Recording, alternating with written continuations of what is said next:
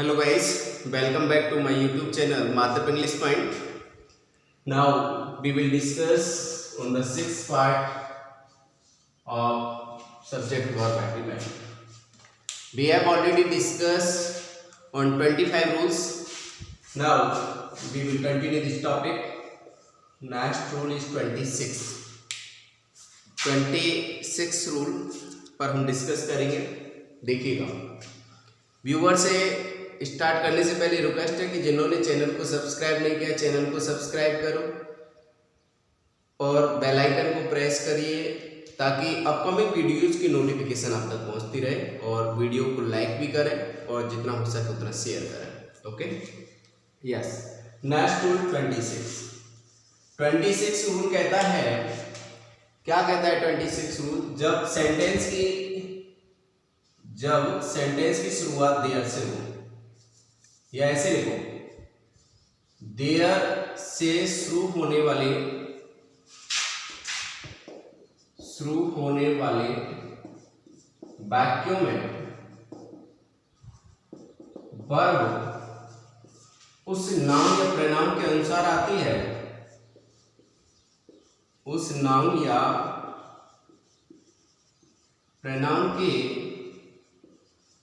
अनुसार आती है जो वर्ब के तुरंत बाद आता है, जो वर्ब के तुरंत बाद आता है. अर्थात जहां पर वर्ब यूज हो रही है उसके तुरंत बाद जो वर्ड है आता है उसके अकॉर्डिंग से आएगी वर्ब आएगी. यदि वो सिंगुलर है तो सिंगुलर, यदि वो प्लूरल है तो प्लूरल. देखिएगा एग्जाम्पल में, there a table in the room. ठीक है ना, एक सेंटेंस ये है. दूसरा सेंटेंस है there 40 students in the class. दोनों एग्जाम्पल्स को अच्छे से समझना है. मैंने बोला कि देयर से शुरू होने वाले वाक्यों में वर्ब उस शब्द के अंतर उस नाउन या प्रोनाउन के अनुसार आती है जो ब्लैंक के बाद आता है या वर्ब के बाद आता है. अब वर्ब हमें यहाँ यूज करनी है इनके बाद जो आ रहा है. इनके बाद में देखो अ टेबल कैसा सिंगुलर है प्लूरल है और इसमें 40 स्टूडेंट सिंगुलर है प्लूरल है और दोनों में हमें इज आर में से यूज करना है. तो बोलो यहाँ इज है आएगा या आ रहा है. ए टेबल सिंगुलर है तो सिंगुलर वर्ब आएगी, 40 स्टूडेंट्स प्लूरल है तो प्लूरल वर्ब आएगी. ठीक है. देयर एक डमी ऑपरेटर है, देयर का कोई फर्क नहीं पड़ता है, देयर के साथ सिंगुलर वर्ब भी आ जाती है प्लूरल भी आ जाती है क्योंकि देयर का कोई इफेक्ट नहीं पड़ेगा क्योंकि सब्जेक्ट जो रियल सब्जेक्ट है वो ये है अ टेबल या 40 स्टूडेंट्स. अ टेबल सिंगुलर है तो सिंगुलर वर्ब यूज की, 40 स्टूडेंट्स प्लूरल है तो प्लूरल वर्ब यूज की. क्लियर. रिपीट करो, देयर वाले वाक्यों में वर्ब हमेशा उस नाउन या प्रोनाउन के अनुसार आएगी जो ब्लैंक के बाद आएगा या जो वर्ब के बाद आ रहा है. ठीक है ना. यदि वो सिंगुलर है तो सिंगुलर वर्ब, यदि वो प्लूरल है तो plural verb. Okay. Next rule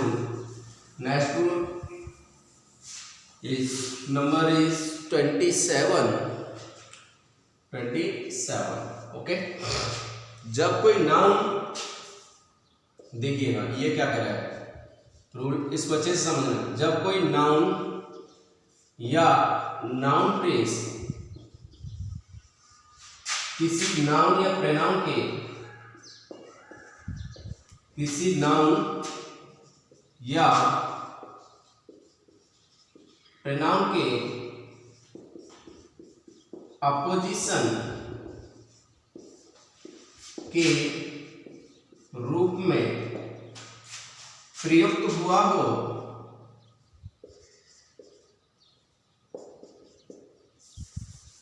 के रूप में यूज हुआ हो तो वर्ब उस नाउन या प्रोनाउन के अनुसार आएगी, उस नाउन या प्रोनाउन के अनुसार आएगी,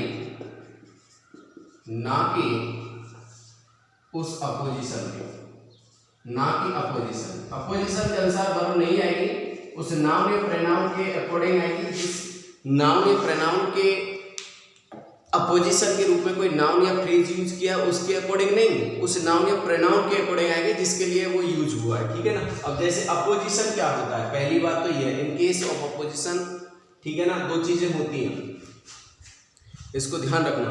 अब देखिए मैं आपको बता देता हूँ, नाउन फ्रेज में ज्यादा मत समझना, नाउन में एक वर्ड हो सकता है, नाउन फ्रेज में एक से ज्यादा वर्ड होते हैं, उसको फ्रेज बोल देते हैं, ये चीज है, इसको ज्यादा लाइटली लेना, डीप मत ले जाना, ठीक है।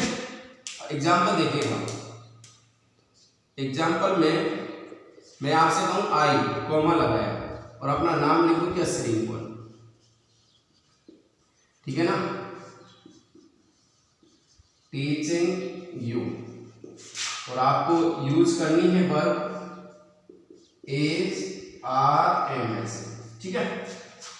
अब देखो ये क्या है, प्रोनाउन है, और ये आगे जो एक्स्ट्रा जो इंफॉर्मेशन दे रहा है के बारे में, इस कॉमा के जो बीच में आ रहा है, ये क्या है, अपोजिशन, ये क्या है, अपोजिशन।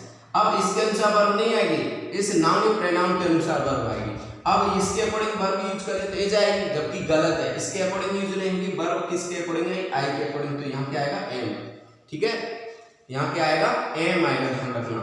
तो मैं यही कह रहा था, जब कोई नाउन या नाउन फ्रेज, ये नाउन हो गया, ये नाउन या यहाँ दो तीन शब्द होते हैं वो फ्रेज, किसी नाउन या प्रोनाउन के अपोजिशन, यहाँ आई के अपोजिशन के रूप में यूज हो रहा है, तो वर्ब उस नाउन या प्रोनाउन के अकॉर्डिंग आएगी, इस नाउन या प्रोनाउन के अकॉर्डिंग आएगी, ना कि इस अपोजिशन की, ठीक है ना। ये रूल नंबर 1 था। रूल नंबर 2 बता देता हूं, you my student intelligent, okay, intelligent, और यहां क्या आएगा, एज आर में से, बोलो, देखो माई स्टूडेंट क्या है, सिंगुलर में है, तो इसके अकॉर्डिंग तो ये जाने चाहिए, लेकिन ये किस में है, अपोजिशन में, तो इसके अकॉर्डिंग वर्ब नहीं आएगी, वर्ब किसके अनुसार आएगी, यू के अनुसार, तो यू के अनुसार क्या आएगी, आर, ध्यान रखना, ये रूल ये कह रहा है, अच्छे से समझ लेना कि जब कोई नाउन या नाउन फ्रेज किसी नाउन या प्रोनाउन के अपोजिशन के रूप में यूज हो रहा है, तो वर्ब उस अपोजिशन के अनुसार नहीं आएगी, बल्कि किस उस नाउन या प्रोनाउन के अकॉर्डिंग आएगी, ध्यान रखना, ठीक है। अब वो नाउन प्रोनाउन किस जेंडर का, किस नंबर में, सिंगुलर में तो सिंगुलर, प्लूरल में तो प्लूरल, ओके, ध्यान रखना। अपोजिशन ऐसे आता है, कॉमा के बीच में ये अपोजिशन हो रहा है। मैं यदि जैसे एक सेंटेंस और देखिएगा, एक सेंटेंस और देखिएगा, Ram one of my friends,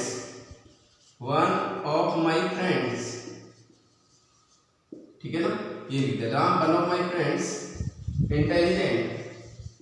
अब बोलो ये क्या है, अपोजिशन है, ये पूरा का पूरा क्या है, अपोजिशन है, ये क्या है, अपोजिशन, किसका, नाउन का। ये केस होता है, नाउन के केस होते हैं, सब्जेक्टिव केस में जो आता है एक ऑब्जेक्टिव केस, ये किसमें, अपोजिशन में, वोकेटिव केस भी होता है, ठीक है, तो ये अपोजिशन में यूज हो रहा है, ठीक है, तो वर्ब किसके अकॉर्डिंग, राम के अकॉर्डिंग क्या आएगी, एज, ठीक है, ध्यान रखना, ये चीज ध्यान रखना। रूल नंबर 27 क्लियर है, नेक्स्ट रूल पर हम डिस्कस करते हैं।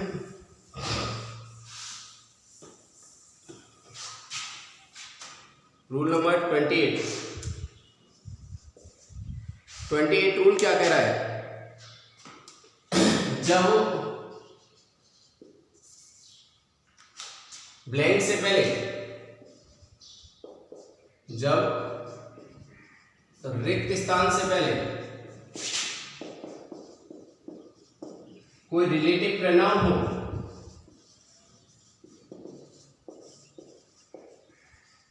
कोई रिलेटिव प्रोनाउन हो, तो वर्ब एंटीसीडेंट के अनुसार आती है,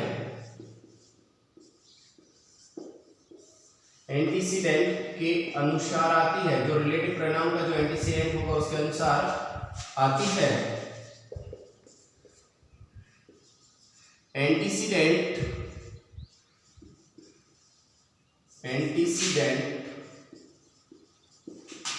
वह शब्द होता है जो,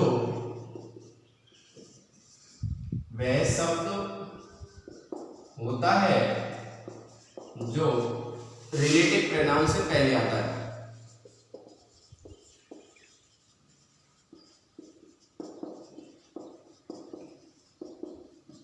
समझिए इस रूल को, जब रिक्त स्थान से पहले कोई रिलेटिव प्रोनाउन हो, जब रिक्त स्थान से पहले क्या दे रखा है, कोई रिलेटिव प्रोनाउन दे रखा है, जहां ब्लैंक आ रहा है जस्ट उससे पहले कोई रिलेटिव प्रोनाउन है, तो वर्ब उस रिलेटिव प्रोनाउन के अकॉर्डिंग नहीं आएगी, वर्ब उस रिलेटिव प्रोनाउन के एंटीसीडेंट के अकॉर्डिंग आएगी। एंटीसीडेंट वो वर्ड है जो जस्ट रिलेटिव प्रोनाउन से पहले आ रहा है, अर्थात जिस शब्द के लिए रिलेटिव प्रोनाउन का प्रयोग हुआ है। 3 एग्जांपल मैं यहां दे रहा हूं, 3 एग्जांपल से समझ लीजिएगा। It is I who blank teaching you. Is are में से भरना है और एम में से, इज आर और एम में से, ठीक है ना। The girls who, the girls who playing are my daughters, ठीक है ना। Are my, the boy who playing is my son. Okay, these are 3 sentences. ये 3 सेंटेंस हैं, इनसे पता चल जाएगा रिलेटिव प्रोनाउन का। देखो यहाँ भी ये रिलेटिव प्रोनाउन हु है, यहाँ भी हु है, यहाँ भी हु है। यदि वर्ब रिलेटिव प्रोनाउन के अकॉर्डिंग आती तो सेम आएगी, जबकि ऐसा नहीं है। इस रिलेटिव प्रोनाउन का एंटीसीडेंट है आई, इस रिलेटिव प्रोनाउन का एंटीसीडेंट है गर्ल्स, इस रिलेटिव प्रोनाउन का एंटीसीडेंट है बॉय। आई के अकॉर्डिंग क्या आएगी एम, गर्ल्स के अकॉर्डिंग क्या आएगी आर, बॉय के अकॉर्डिंग क्या आएगी इज, ठीक है। ध्यान रखना, जब रिलेटिव प्रोनाउन दिया हुआ है वर्ब ऑलवेज एंटीसीडेंट के अकॉर्डिंग आती है। एंटीसीडेंट वो वर्ड होता है, वो नाउन फ्रेज होता है जो क्या होता है, जो रिलेटिव प्रोनाउन से जस्ट पहले आता है। क्योंकि रिलेटिव प्रोनाउन की एक कंडीशन होती है, relative pronoun without antecedent use नहीं होता, ऑलवेज एंटीसीडेंट के जस्ट आफ्टर यूज करते हैं, ठीक है ना। तो जब रिलेटिव प्रोनाउन दिया हुआ है तो रिलेटिव प्रोनाउन के अकॉर्डिंग वर्ब ना कर उस एंटीसीडेंट के अकॉर्डिंग है। अब हम उस एंटीसीडेंट को आइडेंटिफाई करना है कि वो सिंगुलर में है या प्लूरल में है या क्या है। आई है तो उसके साथ अपन अकॉर्डिंग टू आई के अकॉर्डिंग यहाँ इस प्रेजेंट में क्या लगा दिया एम लगा दिया, ठीक है। उसका नंबर हमको आइडेंटिफाई करना है, ओके, ठीक है। नेक्स्ट, अब बात यहाँ आती है एक चीज कि रिलेटिव प्रोनाउन कौन कौन से हैं। बात ये भी है रिलेटिव प्रोनाउन कौन से होते हैं, तो देखिएगा रिलेटिव प्रोनाउन है कौन कौन से। एक तो हु है, एक तो क्या है हु, और हु की फैमिली में कौन से होते हैं हुज और हुम, ठीक है ना। हुज पॉसेसिव केस में होता है, हुम ऑब्जेक्टिव केस में होता है, और हु हमेशा किस में होता है, हु हमेशा किस में होता है सब्जेक्टिव केस में। जब सब्जेक्टिव केस में होता है तो यही मेन चक्कर होता है। एक होता है विच, ठीक है ना, विच, और एक होता है क्या, एक होता है विच और एक होता है दैट। क्या होता है, एक होता है दैट, ठीक है। और व्हाट होता है, व्हाट एक व्हाट होता है लेकिन व्हाट का एंटीसीडेंट नहीं होता, लेकिन ये सभी ये एंटीसीडेंट लेता है, ये एंटीसीडेंट लेता है, ये एंटीसीडेंट लेता है, ये एंटीसीडेंट लेता है, ये एंटीसीडेंट लेता है, ठीक है ना। ये ध्यान रखना। जैसे मैं एक विच का एग्जांपल आपको बता देता हूं। I have a dog which faithful to me, बोलो क्या आएगा इज और आर में से, बोलिए। विच रिलेटिव प्रोनाउन होगा, डॉग आ रहा है सिंगुलर है तो क्या आएगा इज, ठीक है ना। इस तरीके से विच का यूज हो रहा है, ठीक है। This is the best option, this is the best option that available, ठीक है ना, जो उपलब्ध है, this is the best option, ठीक है ना। ओके, क्या आएगा यहाँ इज आएगा, क्योंकि ऑप्शन के अकॉर्डिंग क्या आएगा सिंगुलर में तो इज आएगी, ठीक है ना। इस तरीके से दैट का यूज होता है, विच का यूज होता है, ठीक है। तो मेनली सब्जेक्टिव केस में, यहाँ सब्जेक्टिव केस में आ रहा है, यहाँ भी एज है ना, तो सब्जेक्टिव केस में ही है ये सारे। जब वर्ब के तुरंत बाद आती है तो सब्जेक्टिव केस में ही होता है। एक चीज रिलेटिव प्रोनाउन में ध्यान रखना, ये तो मैंने आपको बता दिया कि जब बैक में रिलेटिव प्रोनाउन दिया है तो वर्ब रिलेटिव प्रोनाउन के अकॉर्डिंग ना आकर उस एंटीसीडेंट के अकॉर्डिंग आती है। लेकिन कभी कभी क्या है कि इस तरह का स्ट्रक्चर रिलेटिव प्रोनाउन से पहले दिया हुआ होता है, उसको भी आइडेंटिफाई करना, उसको थोड़ा समझना बहुत जरूरी है। जैसे एक एग्जाम्पल देखिए, Ajay is one of my sons,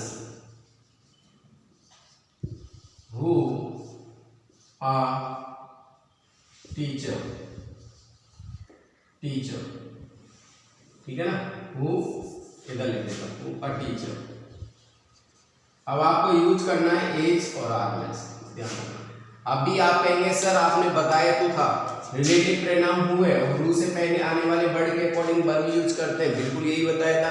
sons के अकॉर्डिंग क्या आएगी, आर आएगी, लेकिन थोड़ा समझना, दिमाग लगाना। उससे पहले भी मैंने रूल बताया, जब वन ऑफ के बाद प्लूरल नाउन हो, जब वन और ऑफ प्लस प्लूरल नाउन हो तो वर्ब कैसी आती है, उस वर्ब के अकॉर्डिंग आएगी, तो वर्ब कैसी होगी, सिंगुलर। ठीक है, ये स्ट्रक्चर दिया हुआ है। यदि इस तरह का स्ट्रक्चर रिलेटिव प्रोनाउन से पहले दे रखा है, वन ऑफ माई सन्स, तो ये इंडिकेट कर रहा है किसको, सिंगल को, मतलब मेरे पुत्रों में से एक पुत्र, तो सिंगल को बोध करा रहा है। तो इस तरह का structure one of plus plural noun हो रिलेटिव प्रोनाउन से पहले, तो आने वाली वर्ब कैसी होगी, सिंगुलर होगी। कैसी होगी, सिंगुलर। ये चीज ध्यान रखना, ठीक है। इस तरह का स्ट्रक्चर देख लेना कि वो सन्स इंडिपेंडेंट है जो रिलेटिव प्रोनाउन से पहले आने वाला एंटीसीडेंट। अब ध्यान रखना, इसमें एंटीसीडेंट केवल सन्स नहीं है या माई सन्स नहीं है, इस रिलेटिव प्रोनाउन का एंटीसीडेंट पूरा का पूरा ये है, ये क्या एंटीसीडेंट है। अब इस एंटीसीडेंट ये सिंगुलर फॉर्म में है या प्लूरल फॉर्म में है, तो ये किसमें है, सिंगुलर में, किसमें है, सिंगुलर में, ठीक है ना। इसलिए आने वाली वर्ब कैसी होगी, सिंगुलर। ये चीज ध्यान रखना, ये थोड़ा सा आपको माइंड लगाना है उसको पढ़ते समय, ठीक है। तो ये यहाँ ये चीज ध्यान रखना, रिलेटिव प्रोनाउन से पहले, रिलेटिव प्रोनाउन से पहले उस एंटीसीडेंट को आइडेंटिफाई करना। एंटीसीडेंट केवल एक वर्ड है या एक फ्रेज के रूप में, फ्रेज के रूप में, तो उसमें हेडवर्ड कौन सा है, इसमें हेडवर्ड है वन। वन किसको इंडिकेट कर रहा है, सिंगुलर को, तो आने वाली वर्ब कैसी होगी, सिंगुलर। यदि केवल ये होता है ना, माई सन्स ही होता है, यहाँ इस तरह से मैं हटा देता हूं, सेंटेंस ऐसे होता, माई सन्स हु, या इंटेलिजेंट आर टीचर्स।